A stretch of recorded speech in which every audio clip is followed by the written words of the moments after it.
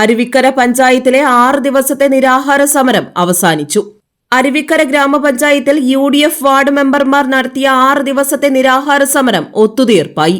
പഞ്ചായത്ത് പടിക്കൽ തോപ്പിൽ ശശിധരന്റെ നേതൃത്വത്തിൽ UDFിലെ 6 വാർഡ് മെമ്പർമാരാണ് കഴിഞ്ഞ 6 ദിവസമായി നിരാഹാര സത്യാഗ്രഹം നടത്തിയത്. ആരോഗ്യവകുപ്പ് മുൻ മന്ത്രി V ശിവകുമാർ സമരപ്പന്തലിലെത്തി നാരങ്ങാനീര് നൽകിയാണ് സമരം ഔപചാരികമായി അവസാനിപ്പിച്ചത്. UDF, കോൺഗ്രസ്, മുസ്ലിം ലീഗ് നേതാക്കളും സമരത്തിന് ഐക്യദാർഢ്യം പ്രഖ്യാപിച്ചു. അതേസമയം സമരം രാഷ്ട്രീയ പ്രേരിതമാണെന്നും പഞ്ചായത്ത് ഭരണസമിതിയെ അറിയിക്കാതെയാണ് നടത്തിയതെന്നും ഗ്രാമപഞ്ചായത്ത് പ്രസിഡന്റ് ഷജിത പറഞ്ഞു. ബഹുമാനപ്പെട്ട മെമ്പർ ഇവിടെ സമര പരിപാടികളുമായിട്ട് മുന്നോട്ട് പോയത് പഞ്ചായത്ത് അറിഞ്ഞിട്ടല്ല. രാവിലെ പഞ്ചായത്ത് സെക്രട്ടറി വരുന്നതിന് മുന്നേ അദ്ദേഹത്തിന്റെ മേശപ്പുറത്ത് മെമ്പർ എഴുതിയൊരു കത്ത് വെച്ചിട്ട് നേരെ പോയി സത്യാഗ്രഹ സമരത്തിലേക്ക് പോയതാണ്. അല്ലാതെ നേരത്തെ മുൻകൂട്ടി പഞ്ചായത്തിനെ അറിയിച്ചിട്ട് ഞാൻ ഇങ്ങനെ ഒരു നിരാഹാര സത്യാഗ്രഹത്തിലേക്ക് പോവുകയാണ് എന്നുള്ളതിനെ കുറിച്ച് വ്യക്തമായ ഒരു അറിയിപ്പ് തന്നിട്ടല്ല അദ്ദേഹം പോയത്.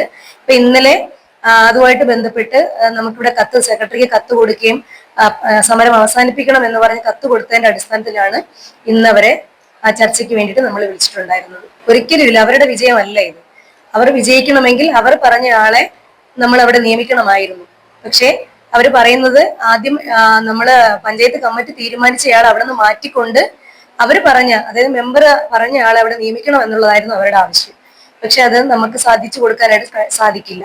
കാരണം അറിയാം, ഇല്ല അങ്ങനെ അവർ എഗ്രിമെന്റ് തയ്യാറാക്കിയിട്ടല്ലല്ലോ ഇവിടെ വന്നത്.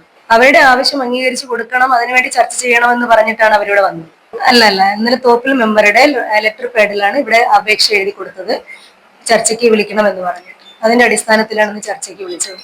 എന്നാൽ പഞ്ചായത്ത് ഭരണപക്ഷവും പ്രസിഡന്റും സെക്രട്ടറിയും സമരക്കാരും നടത്തിയ ഒത്തുതീർപ്പ് ചർച്ചയിലുണ്ടാക്കിയ കരാർ പ്രകാരം സമരക്കാരുടെ ആവശ്യങ്ങൾ അംഗീകരിച്ചതായി അറിയിച്ചു. ഇതോടെയാണ് സമരം അവസാനിച്ചത്. GTV news, Nedumangad.